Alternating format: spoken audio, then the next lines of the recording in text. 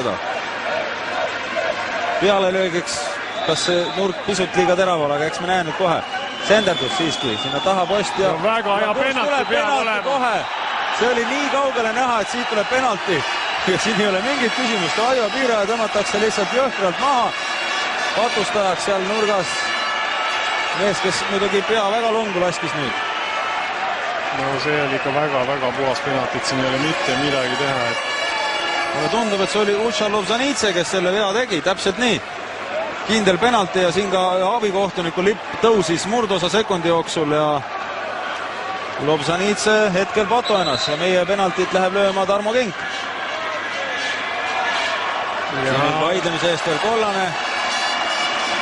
Ja see saab olema selles mõttes väga huvitav moment, et isegi klubis Tarmo Kink meil siiamaani penaltid ei löö, on olemas siuke mees nagu Konstantin Nahv või siis Indrek Selinski, aga kõik koondises on teda usaldatud, et... No kas õnnestub nüüd Tarmo Kink oma väravat arve Eesti koondisest avada? Kui mitte nüüd, siis millal veel?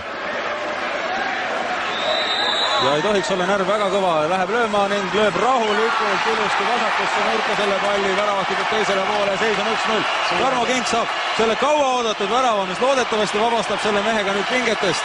Suurepärane sooritus ja ütleme, pettis konkreetselt selle värava ei ära, aga samas ütleme nii, et kui öeldakse tavaliselt, kui minnakse penaltit lööma, et siis löö tugevalt, aga siis annavad kõik selle andeks, et praegu ta ikkagi läks selle mõnes mõttes nagu riski peale, et pettis ikka värava ja muidugi väga hästi tegi, et...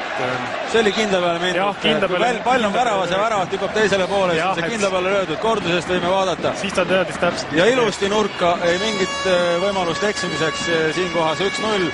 On tõsiasi, Eesti juhib Gruusia vastu koduväljakul Tarmo Kingi väravast. Tarmo Kink jooksis sellest pallist läbi, aga...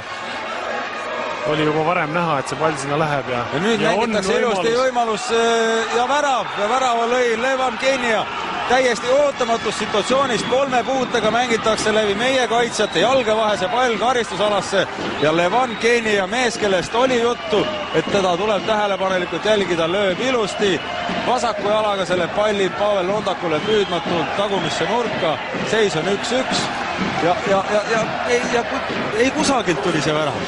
Tahtsin just öelda, et midagi hullu ei ole, kui niimoodi jätta.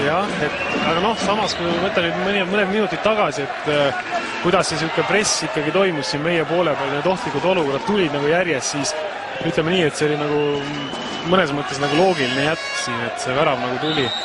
Ja kurb on see, et ta tuli sellise nii-öelda õnnega pooleks, et ilus sõitja lähebki täpselt meie mehe jalge vahelt läbi ja et just Tarmo pidi sellest pallist mööda jooksma, kus see rünnak tegelikult alguse sai.